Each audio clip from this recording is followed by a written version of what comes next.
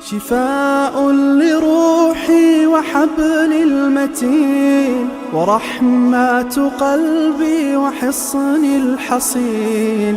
شفاء لروحي وحبل المتين ورحمة قلبي وحصن الحصين.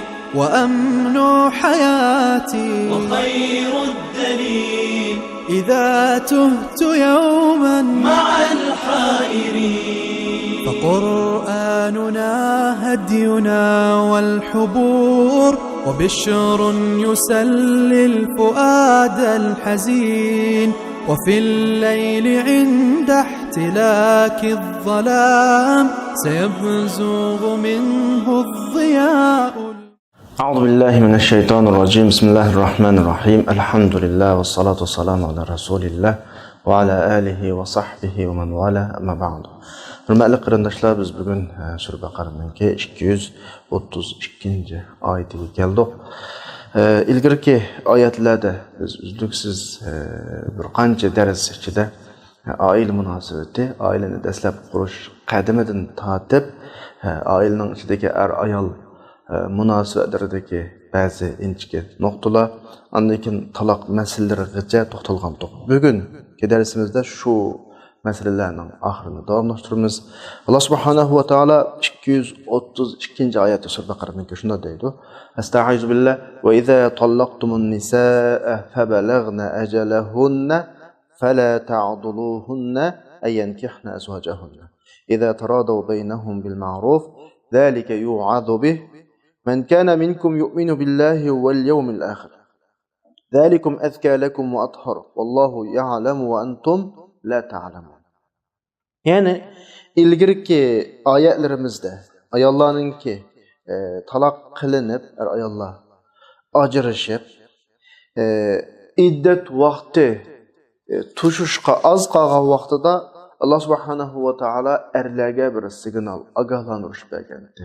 Yani bu fursatni ayol o'zining to'liq ilgidan chiqib ketishdan oldida, munosabati to'liq uzilib ketishdan burun bu oilani saqlab qolishning fursati ekanligini eskartish bilan birga mushu paytdan foydalanib ayollarga zarar solmaslik, haq huquqiga tajovuz qilmaslik haqida bir eskartish bergan edi. Bugungi oyatda iddat to'shqandan keyin yana ayolning o'zaro bir-birisiga qaytish ehtimoli bo'lgan vaqtida boshqalarning bularga to'sqinlik qilib, mayli tarafdagi valilar bo'lsin yoki ayol tarafdagi valilar bo'lsin, bularga to'sqinlik qilib, bu oilaning qaytadan qurilishiga sharoit yaratib berishga qanaqavatida qiziqtirib davatidi. Va iza tallaqtumun nisaa fabalagna ajalahunna. Sizlar ayollarni taloq qilib ularning iddati to'shqan vaqtida fala ta'duluhunna ayyankihna azwajahunna idza taradaw baynahum bil ma'ruf. Iddati to'shdi. Bular ayol bo'lmay qoldi hozir. Normal ayrim odam, bu yoqma ayrim ayol oldu. Ama yana bu ikkilan o'zaro ilgari o'tgan mehr muhabbat, issiqchilikning turtkisida andan keyin o'zlarining o'tkazgan xatoligini balkim qaytadan murojaat qilib, asli menda qilsak menda bo'lib ekan, oilani saqlab qolsak bo'lib ekan degandek o'zaro rozi bo'lib, normal shaklda yana oilani qaytadan qurmoqchi bo'lsa, ularni to'smanglar. Endi ilgirki darslarimizda deb o'tdik, ayol o'tirdiki tuyg'u hissiyotni bular boshqa hech kim tushunmaydi. Sirtdan aralasa tabii ki bu oilaning qaytadan qurilish fursati asılıdır. Zalika yu'adhu bihi man kana minkum yu'minu billahi wal yawmil akhir. Bunu bizning imani vicdanımız bilan qanaqavatida eskartadiki, bu vaznasiyat kimga qilinadi? Allah ve ahiretga iman etqaning imoni bo'lib qolsa, sen bir mu'min bo'lib qolsang, mu'min bo'lib bilan oilani qurki, oilani cho'ma. Ailenin qurilishiga, mayli yangi aile olsun yoki burunqi ailening tekrar qurilishi olsun, buningga vasila bo'lki, buningga vosita bo'lki, buzilishga vosita bo'lma degandek bizni iymon bilan eskartyapti. Zalika azka lakum va athar. Bu eng pokiz, azka va athar degani ishning eng o'ngmushi. Eng pakiz yolmuş şu. Vallahu ya'lem ve entum la ta'lemun. Yani bir yerde sizler Mehmet'den bolmanglar, bilermen bolmanglar. Meselenin ne görüp ne to'xtaydiganligini, ishning ne görüp ne to'xtaydiganligini Allah eng obdan biladi. Sizlar bilmaysiz davamlı. Oyatga tekrar qarab chiqamiz biz tafsirida.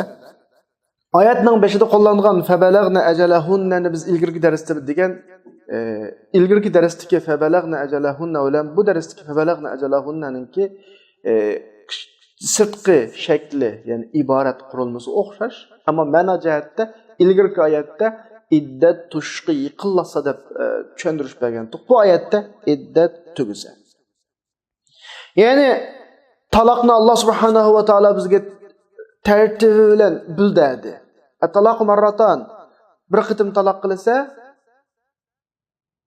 yana qaytadan yeni cho'lish fursati bo'ladi. Bu fursat ayolda bor. Yeni şu aldın, yeni kelişenmeden ikinci qitim talaq qilding, yeni cho'lish fursating var. Talaq marratan yana ma'nosi shu. Endi 3-chi qitim talaq qildi. Erkek ayol işte. Yani bular 3 qitim yeni olibmi? Hesap qanaqligida ayol normal davomlashtiramadi. Ayolni tutib turamadi. Bunday vaqtda iddat to'shdi. Masalan, iddat to'shdi. Ama bir nokta, inçki bir nokta var. Ma 3-chi talaqdan keyingi ahvol emas ma oyatdagi. İlgirki oyatda shu ikki talaqning ichidagi ahvol, ma'mu ikki talaqning ichidagi ahvol. Ama ilgirki oyat bilan ma oyatning farqi, ilgirki oyatda iddatning ichida yeni sho'lish, ma oyatda iddatdan keyin yeni sho'lish. Buning farqi nima desa, mushada tushuntirib nima deyotdi desa, iddatning ichida ayol kishi bilan er kishi to'liq arilib ketmagan bo'ladi taxi. Yani burunqi nikahninki bağlantısı, münasebeti var.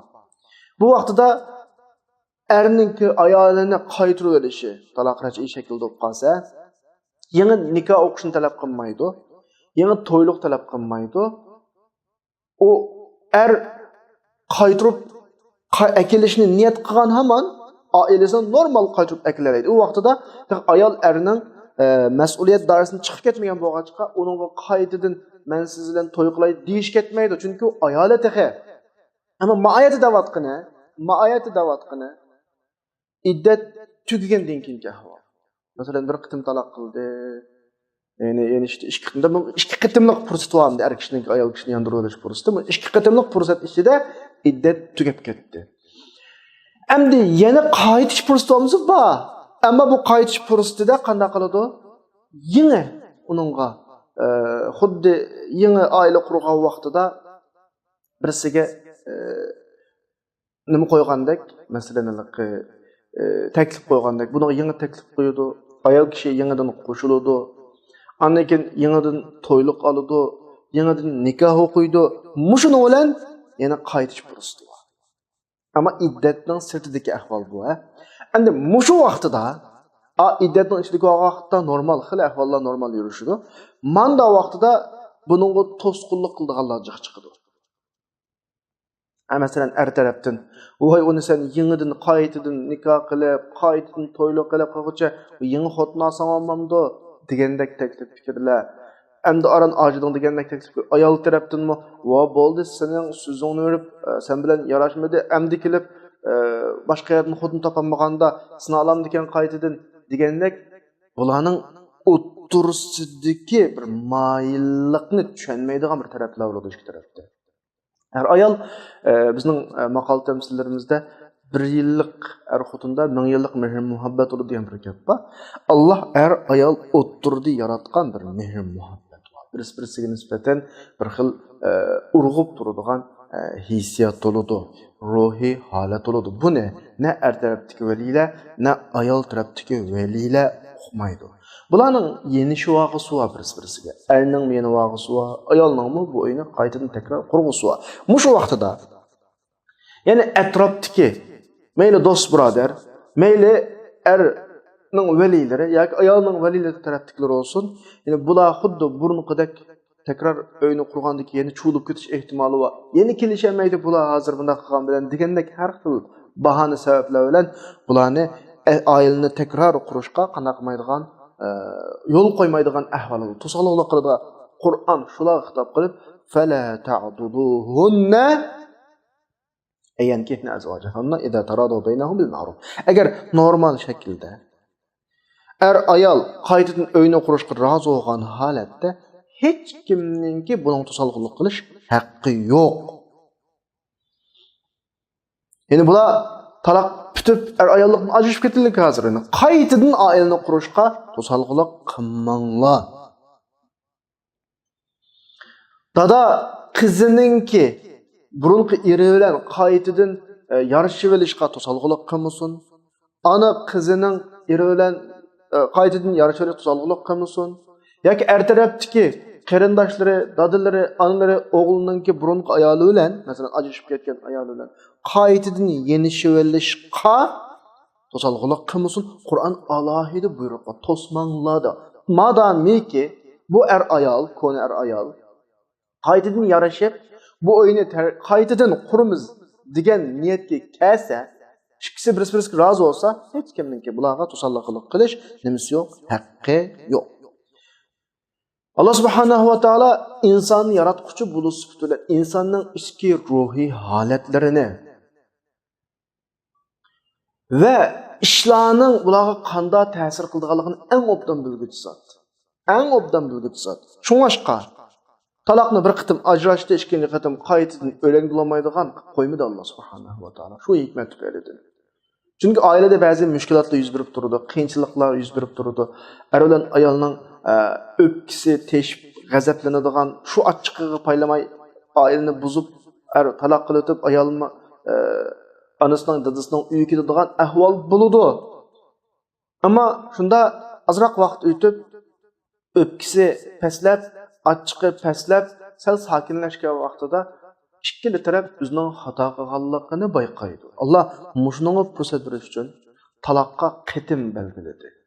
Bir qitim taloq qilib vaqt o'tdi, qaytib bulishib olish, ya'ni qayta bir uyni takror qurish fursati bor. Ikkinchi qitim, chunki dastlabda o'zining xatoligini o'qimay ikki taraf birisi bilan kelishamagan bo'lsa, ma'lum uydan ayrılgandan keyin yoki sal pastga tushgandan keyin masalani tushunishi mumkin, isloh olib ketishi mumkin. Tamam, yana kelishamidi? Ikkinchi qatim takror taloq qilish. To'g'ri kelib qolgan vaqtida yana qaytadan yarashib olish fursati berdi Alloh subhanahu va taolo. Chunki birinchi qatim tuzatmagan xatolikni ikkinchi qatim qana qilish mumkin, tuzatishi mumkin. Bu ahvollarni Alloh subhanahu va taolo insonning ichki hissiyoti, ichki tuyg'ularini bilib turib yo'l qo'ygan ahkam.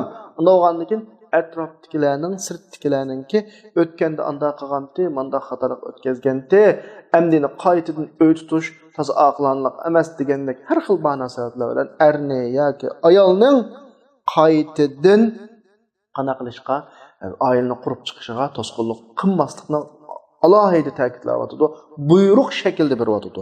Endi oyatda bizning diqqatimizni tortadigan bir nuqta ayyankihna azwajahunna deb to'y qilish degan fe'lini ayollarga bog'lab turib qanaqa ifodalayapti.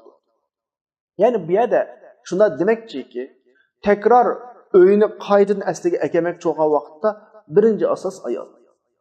Ayolning roziligi birinchi o'rinda. Erning roziligi emas. Ayyankihna azwajahunna. Chunki ajrashib ketdi. Hozir tamam ayolmi erkin, ermi erkin, ikkisi munosib yo'q. Chunki iddat tugadi emas. Iddat tugagandan keyin erining ayolni boshqarish va uning olishish huquqi olmaydi.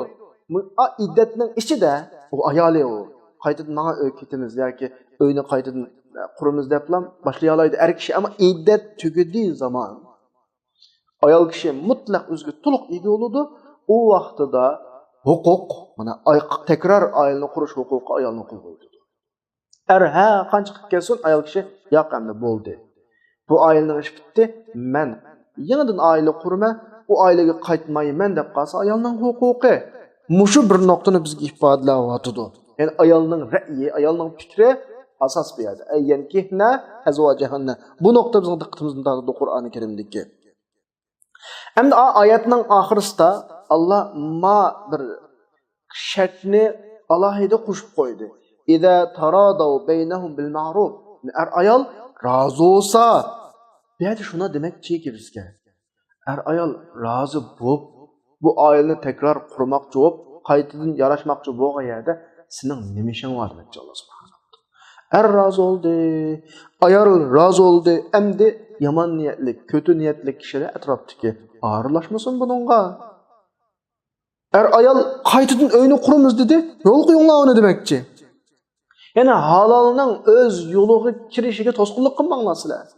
Bir qurilgan oila bu dastlabda, keyin qurilgan shu oilani takror qurmoqchi bo'lsa, yo'l qo'yinglar uningga demoqchi. Deb bo'lib oxirisida bayatni tarjima qilgan vaqtda men alohida eskartgandim. Zalika yu'adu bihi man kana minkum yu'minu billahi wal yawmil akhir. Zalika azka lakum wa athhar. Ya'ni mau alohida ma'nasiyat. Deb turib man kana minkum yu'minu billahi wal mu'minlar degandek bir xitob mau. Agar siz iymon etgan bo'lsanglar, yani iymoninglar bo'lsa, Allohga iymoninglar bo'lsa, oxirat kuniga iymoninglar bo'lsa, Allohning hikmatlan ish qiluvchi ekanligiga iymoninglar bo'lsa, Allohning ahkomlarini behuda chiqarmaydiganligini iymoninglar bo'lsa, Allohning insonning qalbidagi yaxshilik, yomonlikni hamda bildiganligiga iymoninglar bo'lsa, sizlar buni o'z nasiyatda bilib, ta'limot deb bilib uyg'unlanglar hayotinglarda. Zalika azka lakum wa athhar degan bir iborani Alloh subhanahu va taolo keldi. Bu intayin sizga nisbatan yaxshi, pak ahvolda, pak degan ifodani qo'llandi. Nemo desa, mushu eng pokiz ahvol. Chunki o'ylab boqinglar, bir er ayol turmush qurdi, ma'lum sabablar tufayli ajrashib ketdi, iddat tugudi. Ermo boshqa ayol bilan to'y qila oladi, ayolmo boshqa ayollar bilan to'y qila oladi. Ammo bu ikkisiningki boshqa ayol boshqa er bilan to'y qilmay, qanaqligini burunqi ayol bilan, burunqi yo'ldoshi bilan qaytadan yarashib qolgani eng pokizlar. Chunki erlik hissiyotingni o'ylab baqsanglar, ayollik hissiyotingni o'ylab baqsanglar, bir ayolninki bir erga tekib bo'lib, boshqa bir erga tekkan vaqtdagi ikkinchi erning u ayolga bo'lgan qarashi, masalan, birinchi qatim to'y qilgan erdagidek bo'lmaydi. Ha ayolmi shu? Burun üzdün boshqa ayoldan to'y qilgan erga nikohlangan ayolning ichki hissiyotimi hech qanday ayoldan to'y qilmagan er bilan to'y qilgan ayol. Ya'ni burun to'y qilmagan er bilan to'y qilgan ayolning hissiyoti aslo va aslo o'xshaydi. Eng pokiz holat bu. Eng sog'lom holat bu. Alloh subhanahu va taolo buni qanas. Shu boshqa er ayolninki yangidan to'y qilib, ermi boshqa ayol, yangidan to'y qilib ayolni boshqa erga tekkandan ilgirki ayoliga qaytib ikkisini qaytadan takror oila qurmoqni eng pokiz ahvol deb oxirsida bizning bilarmanlik qilmasligimizga eskartish fikrini aytadi. Vallohu ya'lam va antum la ta'lamun. Siz bilmaysizlar masalalarni. Ichki tuyg'u hissiyotlarni tushunmaysizlar. Nimaning er ayolga pokiz bo'lganligini tushunmaysizlar. Alloh obdan biladi. Bu masalada to'la ma'madalloh qilmanglar degandek bir ifodani qana qilyotdi, beryotdi bizga.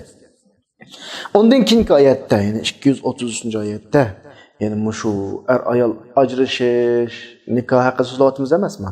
Buning qoldiq ta'sirlari ba'zi munosabatlik taraflarga kirdi. Ya'ni er bilan ayol ajrashgan vaqtida masalan, imidigan kichik bolasi bor. Ya'ni bu vaqtda, o'sha vaqtda qanday qiladi? Bu bir masala hal qiladi. Qur'on buni hal qilib 233-oyatda val validatu yurdi'na awladahunna hawlayn kamilayn liman arada an yutimma ar-rida'a wa 'ala al-mawlud lahu rizquhunna wa kiswatuhunna bil ma'ruf la tukallafu nafsun illa wus'aha la tudarra walidatun bi waladiha wa la mawludun lahu bi waladihi wa 'ala al-warith mithlu dhalik فإن أرادا فصالا أن تراض منهما وتشاور فلا جناح عليهما وإن أردتم أن تسترضعوا أولادكم فلا جناح عليكم إن إذا سلمتم ما آتيتم بالمعروف واتقوا الله واعلموا أن الله بما تعملون بصير. Er ayol ayrılıp ketgandan keyin nikoh tugudi o'tirdi, munosabat qolmadi, ammo baladan birisi bor. Ma bala haqsizlik uchursulmaydi. Balaning hech gunohi yo'q. Ota-onaning ajrashib ketganligi tufayli balaning haq huquqi daxliga uchrashib bo'lmaydi. Nima deydi? Wal validat yurdi'na awladahunna hawlayn kamilayn liman arada an yutimma ar-rida'a. To'liq emitimiz deb qalsa 2 yil ana balani to'liq emitish kerak. Deb bo'lib, va alal mavlud lahu an dada shu analarninki chiqimlarini, yemak-ichmak, kiyim-kechak chiqimlarini normal shaklda, ma'ruf, normal shaklda ustiga elish majburiyati bor. Ya'ni ajrashib ketgan ota-onaning o'tirdi qolib qolgan balaninki normal hayotiga er va ayol teng kafolatlik qiladi. Tamam, kelishamiding oilada. Ajrashib ketding, uyni buzding, bu sening ishing. Ammo balangning mas'uliyati ikkilanning ustiga teng tushadi. Bu yerda mayli qaysi nuqtadan olsun, ne er, ne ayol olsun, mas'ul o'zining toqatidan ortiq ishlarga taklif qilinsin. La tukallafu nafsun illa wus'aha.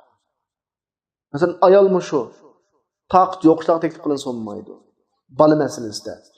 Ermi shu balangizni vaqtim deb uni butunlay suv o'tkazilmaydi. Uning sharoitiga qarata bo'ladi. Alohida eskartib la tudarra walidatun bi waladiha. Ayol, ana balasi sababli zararga uchrasolmaydi. Wala mawludun bi waladihi ki dadimo balasi sababli zararga uchrasolmaydi. Endi bala ana va dadining ajrashib ketgan taqdirda o'rtaq mas'uliyat asosida cho'ng ish kerak.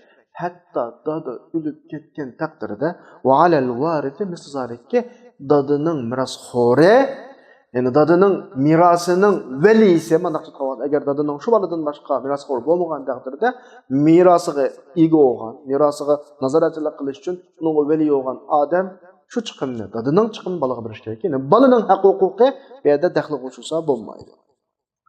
Endi 2 yil emitish qoida. Fa in arada fisalan an taradum minhuma wa tashawuran. Ayol ikkisi rozi bo'lib, maslahatlashib, o'tirni qanaqa qilmoqchi bo'lsa, ayirmoqchi bo'lsa. Ya'ni o'tirni ayirishdigini balani sutdan ayirib qilmoqchi bo'ldi. Masalan, qayerlar bir sababli bor har holda. Ya'ni onasining ya salomatlik masalasi ya u ya bu degandek u vaqtda bo'ladi. Fala junaha alayhim, gunoh yo'q. Va in aradtum an tastardi'u auladakum, amma ballariңlarni anasi emitamidi ma'lum sababli boshqa bir enik anaga emdümakchi bo'lsanglar, u vaqtda ham uning haqqini joyida bersanglar, uningda gunoh yo'q. Allohdan qo'rqing, Alloh sizlar qilayotgan ishlarni qanaq turuvchi, ko'rib bilib turuvchi. Endi shu oyatni qisqacha tarjima qildik.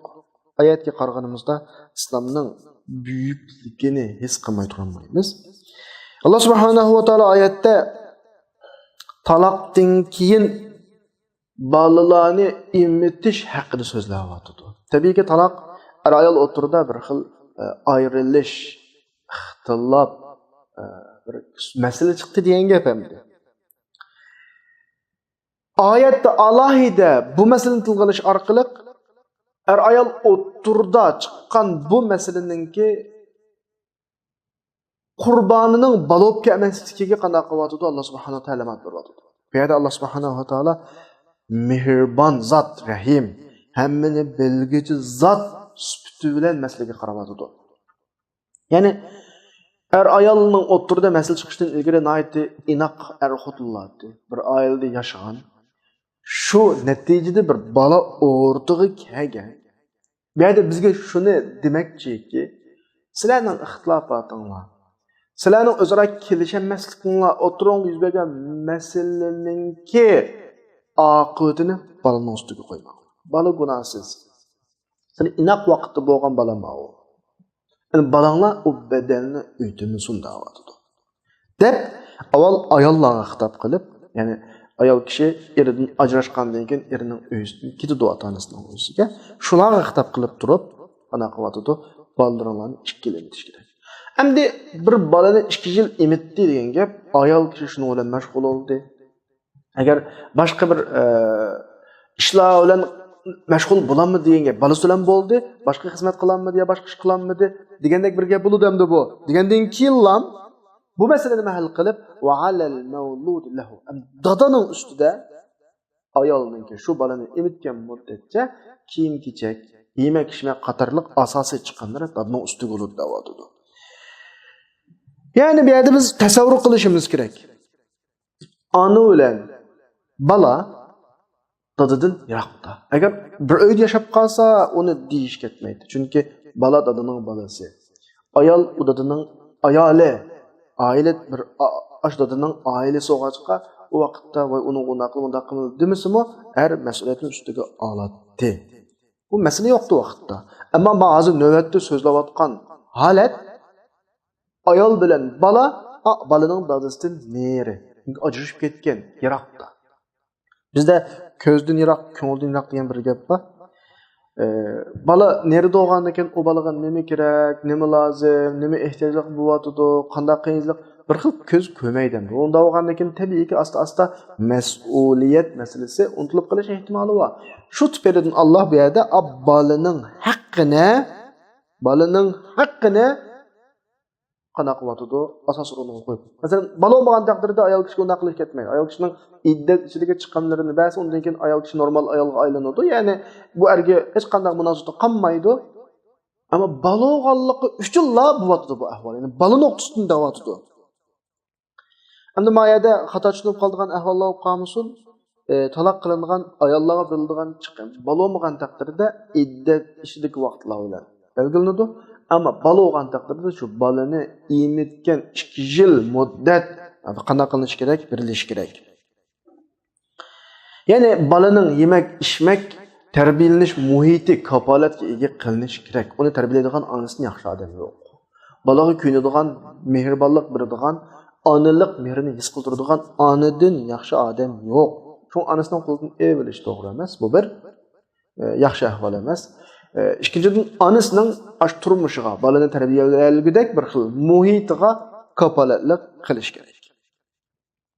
Endi oyatga qoidadan qaraganimizda bizning diqqatimizni tortadigan bir ikki nuqta bor. Birisi ayollar balalarni emitsin demadi ifodada. Qur'on qo'llangan har bir ifoda bir ma'noni o'z ichiga oladi. Yani buyruq shaklda qinglar, itinglar demadi. Bu yerda nima deyotdi? Bir xil qilishi kerak ifodasini qo'llanadi Qur'on. Yani buna demek nechta bundan boshqa yo'l yo'q. Bu bir nuqul Allohning kelgan bir buyruq olmasdan turmushning normal qonuniyati shu. Undan boshqa shaklda hal olmaydi bu masala demakchi. Balaning onasidan boshqalarning quchqida bo'yish ehtimoli yo'q. Haqiqiy onalik mehrini his qilib ayollarning eri uning chiqimlarini muhitlarini hazırlamaganida o balını layık ravishda tarbiyalash imkoniyati yo'q. Bundan boshqa yo'l yo'q degandek bir xil ifoda bor. Cho'qim masshtab bo'lish kerak deyotdi. Xuddi Alloh subhanahu va taolo qinglar, itinglar degan buyruqdan eshibroq, undan oshibroq. Sadaqat erning bundan qachish yo'li yo'q, ayolning bundan qachish yo'li yo'q. Bala mush shaklda sog'lom o'sib yetilishdan boshqa chora yo'q degandek bir ifodani bizga qanday qiladi beryapti. Bu bizning diqqatimizni tortgan bir masala. İkinci mesele dada degan ifodada normal arab tilidagi dada degan ifoda qo'llaniladi. Qur'on nima dedi? Va alal mawlud lahu, ya'ni bala mansub bo'lgan kishi degan shaklda qo'llaniladi. Bu yerdan bizga demakchi shuki, erga butun mas'uliyatni ortib balasining da'vatida Qur'on. Balaning familiyasi sening familiyang bo'ladi. Balaning mansubiyati sening oilangga tava. Bala sen sebepli dunyoga kelgan. Unda bo'lgandan keyin balaning har turli chiqimlarini, mas'uliyatlarini sen ustunga elishing kerak degan shaklda dada ifodasini ifodalanyapti. Normalda arab tilida dada deganni ab yoki valid deydi. Ben unda ifoda qo'llanmadi. Nima deydi? Va alal mawlud lah. Bala mansub bo'lgan kishi. Ma shaklda bala tava bo'lgan kishi degan shaklda ifodalanyapti. Ya'ni er kishiga to'liq mas'uliyatni ortib balaning tavalikini erga nisbat beryapti. Bala erga tava, balaning mas'uliyati erning ustida, bala cho'ng bo'lsa er oilasiga tava bo'ladi degandek bir ifodalarni o'z ichiga oladi. Bu bizning diqqatimizni tortgan bir nuqta. Ana undan keyin oyatning oxirida madam dada balaning mas'uliyatini ustiga olgan ekan, ammo dadaga zulm qilinib, masalan, dadaning toqatidan yuqori bir narsa talab qilinmoqda. Har ish ma'ruf bo'lish kerakki, normal shaklda bo'lish kerak. La ayetning oxirida bir oyat var ya, la tukallafu nafsun illa wus'aha. Har kishi o'z toqatidan sirt mas'uliyat vazifaga tortilmaydi. Ne ayolmi shu, ermi shu.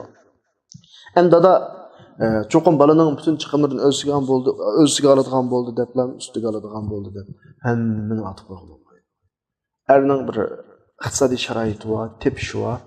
Shularga ko'ra shaklda qanaqadir turmush yaratib turadi, ammo ayol kishi men balangni boqqan bo'lg'achqa meni xonishlarda yashatishi kerak, ya o to'g'ri emas. Jamiyat ayollari qanday normal qanday ehtiyoj bo'lsa, er kishining tafovuti, umumiy ahvoli qanday bo'lsa, shunga yarasha bir shaklda qanaqadir ta'minlaydi. Undan keyingi oyatda la tudarra walidatun bi waladiha wa la mawludun lahu bi waladihi. Yana takrar yuqori ifodani qo'llanyapti. Ana bola sabablik zararga uchramaslik kerak va bola tava bo'lgan kishini shu shaklda ifodalayapti. Bumi bola sabablik qanaqa qilish kerak? Zararga uchramaslik kerak. Yani anını bola sabablik uningga chiqimlarini bermay, uning ehtiyojlarini qamdamay qistab qo'yishga bo'lmaydi. Endi dadinimi ko'p bir narsa talab qilib qanaqa qilish bo'lmaydi. Zararsiz. Demek Kur'an nima deyotdi qarindoshlar? Mushu balang o'rtada güzel bir şekilde uyg'unsin, güzel bir şekilde o'sib yetilsin. Buningga ayol insof bilan dadining onasi, dadisi buni sifati bilan o'rtada nazoratchilik qilsin, mas'uliyatni ustiga olsin, hech kimsa o'ziga loyiq mas'uliyatni va buni bahona qilib qarshi tarafga zarar bergan ishni qilmasin, samimiy bo'lsin deydi. Kur'an ikkili tarafning haq huquqini qanday qilyapti, o'rtaga chiqyapti. Inchki bir shaklda. Endi yuqoridagi balaninki o'sib yetilishga keraklik bo'lgan chiqim va boshqa ahvollarni bayon qilganimiz dada hayot olib qatashda bo'ladi. Masalan, tug'ilgan balaning dadasi hayot. Endi balaning dadasini bo'lib qolsa, vafot etib ketgan bo'lsa-chi desa, Qur'on buni mahal qilib va alal varisi misli. Ya'ni merosxo'r yuqorqidek mas'uliyatni nimaga oladi? O'z ichiga oladi. Masalan, deyli, bu baladan boshqa dadining boshqa merosxo'rlari bor. Bu merosxo'rlar mushu balani qanaqa qiladi? O'z bitlishiga butun mas'uliyatni ustiga oladi. Yoki o'lib ketgan bu odamning bu baladan boshqa hech qanday nimasi yo'q, merosxo'rlari yo'q. Butun mol-mulklari mushu bala qolgan taqdirda bu mol-mulkka ega bo'ladigan bir odam bo'ladi. Şu adam mushu balaning o'sib yetilguchi bo'lgan oraliqiga shu meros moldan nima bo'ladi? Mas'ul bo'ladi. Buni qanday qilyapti Qur'on? Alohida ta'kidlanyapti. Ya'ni nim bo'lsin? Ishqi bir tug'ilgan bir kichik bola sog'lom shaklda o'sib yetilib jamiyatga qaytilishi kerak. Dadasi, onasi bir uyda cho'ng bo'lsa shu, ayrilib ketgan taqdirdami shu, dadasi hayot bo'lsa shu, ölüp kesimi şu balının sağlam üsüp yitilishi çoğun kafalatı egi buluş kerek davatıdı Kur'an. Depolup ahirisda nim davatıdı? فَاِنْ اَرَادَ فِسَالًا اَنْتَرَادٍ مِنْهُمَا وَتَشَاوُرٍ. Eğer ayal meslehetleşip öz ara razı olup balını mesela emçekten ayırmakçı olsa, sütün ayırmakçı olsa vakitte günah yok. Hem de muşu ayetli mi bizden dikkatimizi tatlıkan bir nokta var. Ayette en taradım minhuma ve teşavurun diye bir ibaret var. Bunun diyen kendisi öz ara razı buluşup, meslehetleşip degeni. Gerçi bu iş gelen ayrılıp gidip, bir öyle yaşamayotgan bolsa mı, birisinden ayrılıp gidip. Ama o turlukta bir bala var. Muşu bala bu ajrışışının bedelini tölemeslik için bu iş gelen muşu noktada münasip özmeydi.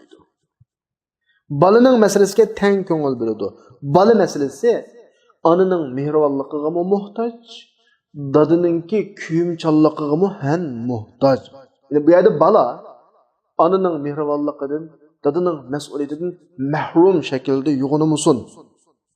Gerçi talaq va o'tirda, gerçi bu ishga ota-ona birisi-birisini yomon ko'rib ayrilib ketgan bo'lsa, bala meselesida riyaga kelsin. Bala ruhiy jihatda yetimlik his qilmasin.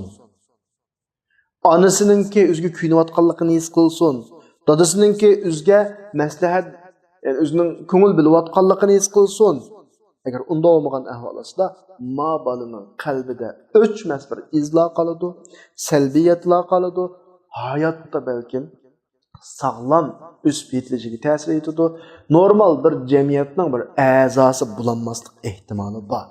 Balaning nima gunohi bor buning amaliyotda? Ajrashib ketgan ota-ona, kelishmagan ota-ona. Balaning hech gunohi yo'qki. Shunga balaga sağlam, huzurli, güzel üst yetilish muhitini gerçi ayrılıp ketken takdirde mi bu ota-ona qana qilish kerak, saqlash kerak. Ota-ona shuni hozirlash kerak. Oyat bunu ta'kidlab, chunki bola kelgusi jamiyatning sahibi. Balang qanday yo'g'inadi, qanday o'sdi, kelgusi jamiyatni shunday tasavvur qilsang bo'ladi. Balangni nadan qo'yding, bilimsiz qo'yding, kelgusi bizni bilimsiz bir jamiyat kutayotgan bo'ladi. Balang psixik jihatdan, ruhiy jihatdan tushkun odam bo'ldi, kelgusida tushkun bir jamiyat bizni saqlayotadi. Balang sog'lom yo'g'inadi, yaramliq yo'g'inadi, kelgusida sog'lom, yaramliq bir jamiyat bizni kutayotgan bo'ladi.